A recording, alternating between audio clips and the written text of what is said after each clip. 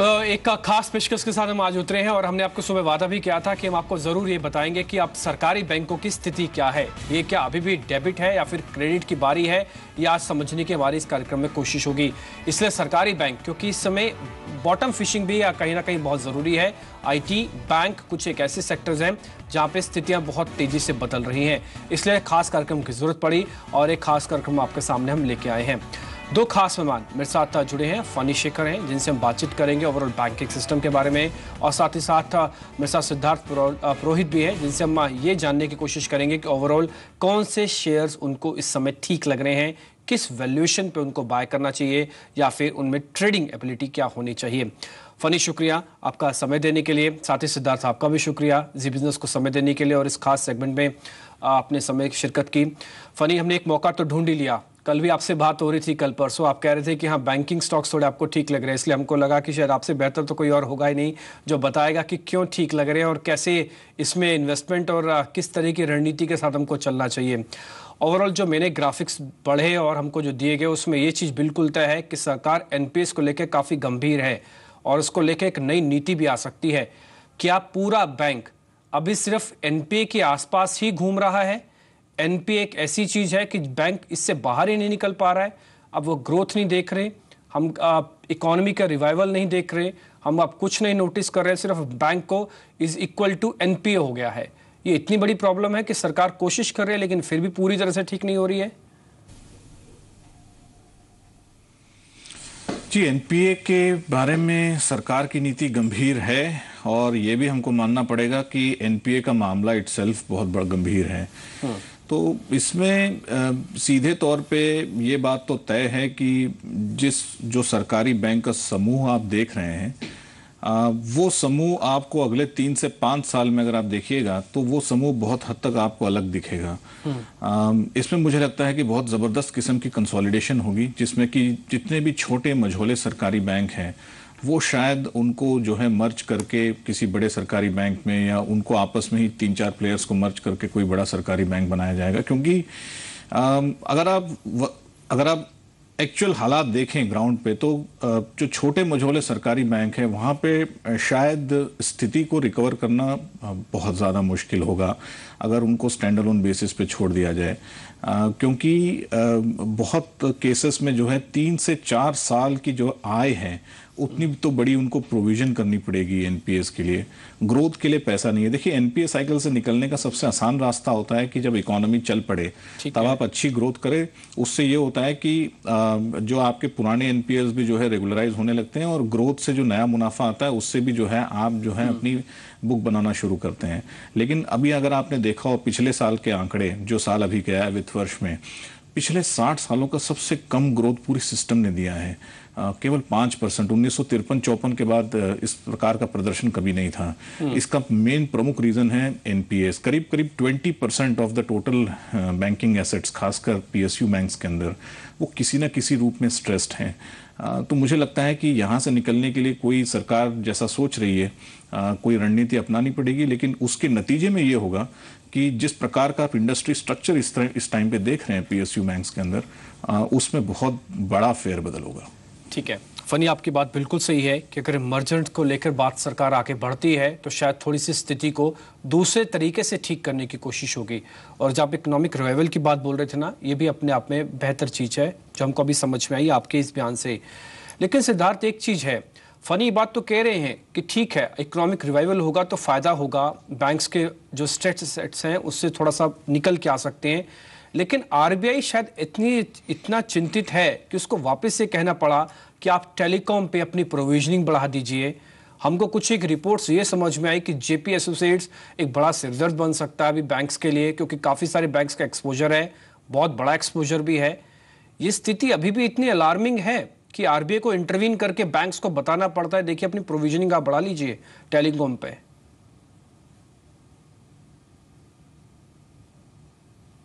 जी, जैसे आप अगर देखेंगे लास्ट 2-3 साल में कुछ सेक्टर्स थे कमोडिटी, जैसे अर्ली स्टेज में उनका स्ट्रेस दिख रहा था, बट शायद बैंक्स ने उतना एग्रेसिवली प्रोविजनिंग नहीं किया, एंड बाद में ये पता चला कि ये सब काफ़ी हद तक ट्रबल में है और काफ़ी केसेस में वो राइटअप भी करना पड़ा काफ़ी बैंक्स को।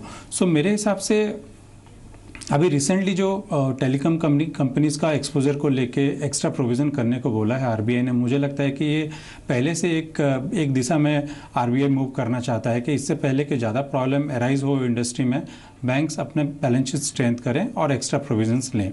सो ये इम्पॉर्टेंट ये चीज़ इसलिए है कि पहले सेक्टर स्पेसिफिक ऐसा आरबीआई नहीं बोलता था, तो ये आगे ऐसा भी हो सकता है कि और कुछ सेक्टर्स के बारे में भी आरबीआई बोले कि एक्स्ट्रा प्रोविजंस आप करो, सो दैट इससे पहले कि बड़ा प्रॉब्लम आए bank should be well prepared for that. Now जहाँ तक एनपीए का सवाल है, वी ऑलरेडी नो कि काफ़ी हद तक एनपीए का एक जो इशू है that is the biggest problem. वो एक ऐसा इशू है जिसकी वजह से सारे ग्रोथ आपके पीएसयू बैंक्स के ऑलमोस्ट ठप पड़ गए हैं। आप अगर बैलेंस शीट ग्रोथ देखेंगे काफ़ी सारे पीएसयू बैंक्स के, एक्सेप्ट फॉर एसबीआई, बाकी के लास्ट 2-3 क्वार्टर्स में एक बैलेंस शीट में एडवांसेस में डी ग्रोथ है। बिकॉज पहली बात यह है कि बैंक्स को एक प्रॉपर प्रोजेक्ट्स मिलना चाहिए जहाँ पे एक रेम्यूनरेटिव होना चाहिए वो प्रोजेक्ट, तो लैंड करें। सामने एक आपका कैपेक्स रिवाइवल भी इतना एग्रेसिव नहीं दिख रहा है इंडस्ट्री में। तो एक तरफ आपका लोन ग्रोथ नहीं हो रहा है, तो सामने आपका बिजनेस ग्रोथ और इंटरेस्ट इनकम ग्रोथ नहीं है बैंक्स का particularly. And on top of that आपका जो स्लिपेजेस अभी ठीक है, 1-2 क्वार्टर में थोड़ा आपका इंक्रीमेंटल स्लिपेजेस कम हुआ है, बट इतना भी कम नहीं हुआ है कि कंपनीज का परफॉर्मेंस आपका सुधरने का इमीडिएटली दिखे। सो प्रोविजनिंग जो है वो काफ़ी हद तक अभी भी ज़्यादा रहेगा आगे 2-3 क्वार्टर तक, मे बी 1 साल तक फॉर पीएसयू बैंक्स। तो मुझे लगता है कि जब तक एक फर्म रिजोल्यूशन गवर्नमेंट की तरफ से और आरबीआई की तरफ से नहीं आएगा एनपीए को सॉल्व करने के लिए, तब तक शायद ये पीएसयू बैंक्स में आपका प्रॉफिटेबिलिटी काफ़ी हद तक ज़्यादा ही रहेगा, आई मीन प्रेशर में रहेगा।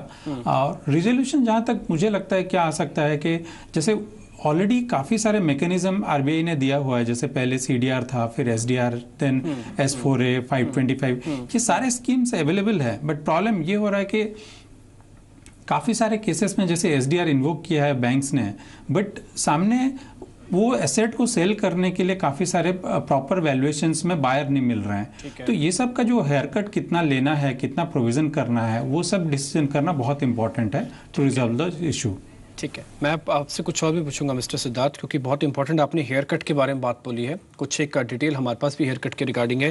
लेकिन फनी एक और चीज़ बताइए, ये सरफाजी एक्ट 4-5 और चीज़ें जैसे सीडीआर, एसडीआर, S4, एक तमाम ऐसी चीज़ें हैं जो कि बैंक के रिवाइवल के लिए, एनपीएस के टिपिकली रिवाइवल के लिए एक बेहतर चीज़ थी। इससे आप सेटिस्फाइड हैं जितने भी रिवाइवल हुआ है? कैपिटल इन्फ्यूजन से सेटिस्फाइड है? जो सरकार ने 35,000 करोड़ रुपए इन बैंकों ने मांगा था वो सरकार ने दे दिया, बजट में एलोकेट कर दिया था। अब तो जो भी रिफॉर्म्स होगा ना वो फेज 2 का रिफॉर्म है, फेज 1 का रिफॉर्म्स तो ऑलमोस्ट कंप्लीट जैसे ही लगता है। देखिए, यहाँ पे हमको समझने की ज़रूरत है कि बैंक्स को एक तरफ कैपिटल भी चाहिए। उन्होंने सरकार से एक पर्टिकुलर फिगर की मांग की, उसको सरकार ने कुछ हद तक या बहुत हद तक पूरा किया। लेकिन अगर आप सही मायनों में इस बैंकों की ज़रूरत देखें तो वो फिगर काफ़ी नहीं है। लेकिन उससे ज़्यादा बड़ी समस्या जो है वो है किस प्रकार से आप स्ट्रेस्ड एसेट्स को हमारे देश में आप सुलझा सकते हैं, क्योंकि यहाँ पे लिटिगेशन इतना समय लेता है। इवन अभी जो नया बैंक्रप्सी कोड आया है, हालांकि ऑन पेपर बहुत अच्छा लगता है, लेकिन इसकी इम्प्लीमेंटेशन अभी तक हमने देखी नहीं है। बैंक्रप्सी प्रोफेशनल्स पूरी तरीके से तैयार नहीं है और किस तरीके से सिस्टम ग्राउंड पे चलेगा ये तैयार नहीं है। देखिए, कहीं ना कहीं अगर विकसित देशों के समान हमारे पास भी एक बहुत सुचारू बैंक्रप्सी कोड आ जाए तो मुझे लगता है कि बहुत हद तक ये समस्या जो है 1-2 साल में सॉल्व हो जाएगी, क्योंकि आप तुरंत से देखेंगे कि बहुत सारे विदेशी निवेशक यहाँ पे जो है private equity fund stressed assets के लिए आ जाएंगे। विदेशों में ये बहुत बड़ा कारोबार है, क्योंकि ये जो साइकिल है ये कोई हमारे यहाँ पहली बार नहीं हो रहा है, ना आखिरी बार होगा। एसेट्स जो है, बैड एसेट्स जो है रेगुलरली हर 5-6 साल में जब भी साइकिल बदलता है बैड एसेट्स बनती हैं। लेकिन ज़रूरी ये है कि आप उन बैड एसेट्स को सुलझाने का एक सुचारू रास्ता और मैकेनिज्म आप बनाएं, जो कि जो है जिसमें कई सारी चीज़ें आती है, जिसमें जो है जुडिशरी भी हमारी जो है कहीं ना कहीं इन्वॉल्व होती है, कि आप किस तरीके से वो मैकेनिज्म बनाएं जिससे कि ये 1.5-2 साल में मैक्सिमम सुलझ जाए। हमारे यहाँ तो शायद चूंकि जुडिशरी प्रोसेस से बहुत लोग इंटिमिडेट हो जाते हैं, इन्वेस्टर्स खासकर।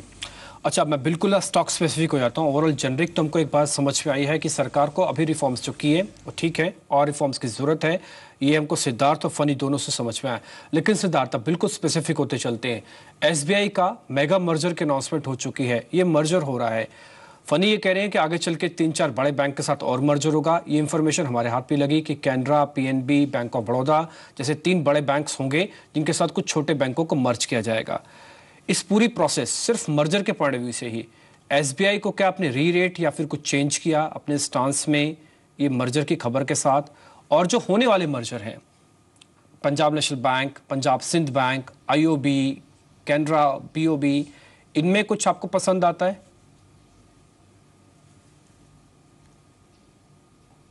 पीएसयू बैंक्स में हमारा कोई भी पिक नहीं है। हमारा जो स्टैंड है अभी भी प्राइवेट सेक्टर बैंक्स की तरफ ज़्यादा पॉजिटिव है। बिकॉज जहाँ तक ये कंसोलिडेशन और मर्जर का बात है, ये तो एविडेंट है कि होगा आगे जाके, बट इसका सीधा ये इम्पैक्ट नहीं होगा कि इसका प्रॉफिटेबिलिटी बढ़ जाए पीएसयू बैंक्स का। और मुझे नहीं लगता कि ये इतना जल्दी भी हो सकता है। मुझे लगता है कि जब तक एसबीआई का पूरा मर्जर प्रोसेस ख़त्म नहीं हो जाता है और उसका एक रिजल्ट, एक डायरेक्शन नहीं दिखता है, तो शायद सारे बाकी बैंक्स का कंसोलिडेशन प्रोसेस इतना जल्दी स्टार्ट नहीं हो सकता। बिकॉज गवर्नमेंट देखेगा कि कितना हद तक इफ़ेक्टिव है ये मर्जर और कितना आउटकम, कितना सिनर्जी बैठता है ये सब चीज़ में। उसके बाद शायद second phase of consolidation start हो सकता है। और जहाँ तक आप जैसे प्रेफरेंस का बात करते हैं, तो एटलीस्ट नियर टर्म में मुझे ऐसा कुछ मेजर रिवाइवल नहीं दिखता है पीएसयू बैंक्स को परफॉर्मेंस में, जिसकी वजह से मैं उसको बाय रिकमेंडेशंस में अभी रखूं। ठीक है। इसीलिए हमारा अभी जो प्रेफरेंस है प्राइवेट सेक्टर बैंक्स में अभी तक हमारा पॉजिटिव बायस है एज ऑफ नाउ। ठीक है। इस बीच ऐसा मेरे को ये बता दीजिए, आप जो बता रहे हैं ना कुछ प्राइवेट बैंक्स आपको पसंद है, वो कौन से हैं सर? जी, हमारा जो mid size private sector banks हैं like Federal Bank and Karur Vysya Bank, ये दोनों में हमारा पॉजिटिव व्यू है। फेडरल बैंक मुझे लगता है कि एक ऑलरेडी एनपीए का उसका काफ़ी हद तक रिकॉग्निशंस लास्ट 2 ईयर्स में बैंक ने कर लिया है और प्रोविजनिंग भी कर लिया है। आप अगर लास्ट 2-3 क्वार्टर्स देखेंगे तो growth numbers has been pretty high. Last quarter almost 30% का ग्रोथ उन लोगों को दिखाया लोन ग्रोथ में। और मुझे लगता है कि जो ट्रबल फेज था उन लोगों ने काफ़ी हद तक एक कैपिटल भी कंजर्व करके रखा है। और नो डाउट उनको भी आगे जाके कैपिटल रेज करना पड़ेगा अगर ग्रोथ करना है तो। बट मुझे लगता है कि ये वैल्यूएशंस में, जैसे अगर मैं FY19 का बात करता हूँ तो फेडरल बैंक इतना रैली के बाद भी अभी 1.4 टाइम्स में ट्रेड करता है, जबकि काफ़ी सारे जो प्राइवेट बैंक्स हैं जो new generations mostly are trading at 3 times. No doubt private generation banks का काफ़ी ग्रोथ ज़्यादा है, बट मुझे लगता है कि जो वैल्यूएशंस गैप है the like of federal bank और Karur Vysya bank compare to बाकी बैंक जो बड़े बैंक्स हैं, वो थोड़ा नैरो होना चाहिए और ये सब बैंक्स में थोड़ा री-रेटिंग आना चाहिए। तो अभी के लिए हमारा प्रेफरेंस है कि करूर वैश्य बैंक जिसमें हमारा टारगेट है 140 का और फेडरल बैंक जिसमें हमारा टारगेट है 115 का अभी, और ये दोनों खरीदा जा सकता है करंट लेवल्स पे। ठीक है। इस बीच क्योंकि एलएनटी को लेकर डिटेल्स पर काफ़ी हमको मिल रही हैं, क्योंकि कई कंपनीज के साथ करार हो रहे हैं, खासकर एलएनटी का जो डिफेंस डिवीज़न है उसको लेकर काफ़ी न्यूज़ फ्लो है। मेरे साथ मिस्टर जयंत डी पाटिल हैं जो कि सीनियर वाइस प्रेसिडेंट हैं, ये डिफेंस डिवीज़न को ही हेड करते हैं। जयंत, शुक्रिया आपका पहले तो समय देने के लिए जी बिजनेस को, एंड कॉन्ग्रेचुलेशंस आपको। आगे बढ़ते हैं, वापस बैंकिंग पर ही लौटते हैं और हमारे साथ फनी शेखर बने हुए हैं, सिद्धार्थ पुरोहित है जिनसे टिपिकली ये समझ रहे हैं कि क्या करना चाहिए। सिद्धार्थ ने हमको 2 शेयर बताए, एक तो federal bank, Karur Vysya bank. Siddharth ये भी कह रहे हैं कि भी सरकारी बैंक से थोड़ा बचना चाहिए, लेकिन फनी कह रहे हैं कि हाँ इस चीज़ को थोड़ा ध्यान में रखें कि मर्जर एंड एक्विजिशन शायद हो सकता है इस पूरे स्पेस के अंदर आए और 5 साल में पूरी तस्वीर ही बदल सकती है।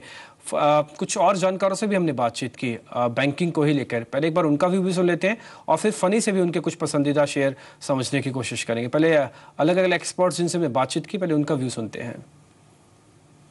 I think public sector bank में एक पीएसयू बैंक आपके पोर्टफोलियो में होना ज़रूरी है। I think I had been liking bank of Baroda, काफ़ी टाइम से कहता था, सेकंड चॉइस वाज एसबीआई। लेकिन आज के वैल्यूएशंस पे, आज के लेवल पर अगर कोई मुझे पूछे कि कौन सा पीएसयू बैंक लेना है, जैसे आप मुझे पूछ रहे हो, तो मैं दर्शकों को कहना चाहूँगा कि slight risk but worth it is Punjab national bank. I think most hated stock था, and I think all the things which are happening as far as the NPS goes, this could turn out to be the best bank from the stock market angle possibly over the next 1 to 3 quarters. मैं मानता हूं कि जो larger bank है, particularly SBI group की bank है, जहां पे उन्होंने मर्ज करके अपनी सब्सिडरी को अपने फोल्ड में लाया है, I think they would have relatively better time, क्योंकि एक तरफ उनको लार्ज क्रेडिट एक्सटेंड करने के लिए, होलसेल क्रेडिट एक्सटेंड करने के लिए एक अपॉर्चुनिटी मिलती है because of the size of the balance sheet, और दूसरी तरफ उन्होंने जो डिजिटाइजेशन इंटरफेस बनाया है उसकी तरफ से I think in rural area they will have a significantly larger reach. So you would be selective. I think likes of SBI, Bank of Baroda, Bank of India, they could possibly remain relatively better choice compared to some of the mid-size and small-size public sector banks. So I think I would go stock specific in this particular space. अगर आप देखेंगे state bank of India में काफ़ी सारे legs हैं जो कि आगे जाके पैन आउट हो सकते हैं. Besides NPA recovery, I think काफ़ी सारी चीज़ें, जैसे कि अगर आप इंश्योरेंस उनका वर्टिकल देखेंगे तो काफ़ी अच्छी ग्रोथ उनकी निकल के आ रही है. एंड अभी सिर्फ 20% ही ब्रांचेज हैं जो कि एसबीआई की जो इंश्योरेंस प्रोडक्ट बेचते हैं. मेरे हिसाब से आगे जाके एसबीआई में काफ़ी ट्रिगर्स हैं. प्लस अगर आप देखेंगे एसबीआई का कैपिटल रेजिंग रिसोर्सेज काफ़ी ज़्यादा है, तो 25 से 30% of their net worth they can raise through non core assets. तो SBI, bank of Baroda, bank of India, Punjab national bank, ये कुछ एक ऐसे सरकारी बैंक भी सामने निकल के आए जो आपके पोर्टफोलियो में होने चाहिए. हमने अलग अलग एक्सपर्ट्स का व्यू आपके सामने रखा. फनी, लेकिन हम बिना आपसे पूछे भी आपको जाने तो नहीं देंगे कि आप हमको बैंक तो बता ही दीजिए, आपको कौन सा शेयर पसंद है. देखिए, as an investment philosophy point of view, शायद अभी का जो वैल्यूएशन है ये शायद अच्छे, मतलब बहुत अच्छे वैल्यूएशन नहीं है निवेश करने के लिए. लेकिन अगर आप डिक्लाइंस पे कभी भी खरीदना चाहें, डायरेक्शनली जो टॉप के 5-6 पीएसयू बैंक्स हैं, कंसोलिडेशन का पूरा फायदा उनको मिलेगा. तो ये कौन से हुए? SBI, PNB, bank of Baroda, union bank, Canara bank, और आप एक और कोई बैंक जोड़ सकते हैं जो ऊपर की टॉप 5, टॉप 6 बैंक्स हों. बैंक ऑफ इंडिया को जोड़ सकते हैं आप. तो मुझे लगता है कि इनमें से कोई भी बैंक आप अच्छे डिक्लाइंस के ऊपर खरीदे और एज ए कॉन्ट्रा इन्वेस्टिंग 3 से 5 साल रखें, तो मुझे लगता है कि आपको कंसोलिडेशन का भी फायदा मिलेगा और जब साइकिल टर्न होगी उसका भी आपको फायदा मिलेगा. ठीक है फनी, शुक्रिया आपका कार्यक्रम में जुड़ने के लिए. आपने जो 4-5 बैंक बताए हैं जरूर पोर्टफोलियो में या तो निवेशकों के होंगे, अगर नहीं है तो प्लीज़ एक बार आप चेक कर लीजिएगा. कुछ एक शेयर ज़रूर रखिए. और अगर आप सरकारी बैंक में नहीं जाना चाहते तो सिद्धार्थ की बात भी समझ में आती है कि आप प्राइवेट बैंक में भी रुक सकते हैं. उसमें फेडरल बैंक है और साथ ही करूर व्यासा बैंक के बारे में भी वो राय रख रहे हैं. शुक्रिया आप दोनों का ही कार्यक्रम में जुड़ने के लिए और बताने के लिए कि ओवरऑल बैंकिंग की सिचुएशन इस समय कैसे सुधर रही है और पसंदीदा शेयर भी बताने के लिए. फिलहाल इस खास कार्यक्रम से इतना ही. एक छोटा सा ब्रेक के बाद F&O का शो होगा रजत के साथ. नमस्कार.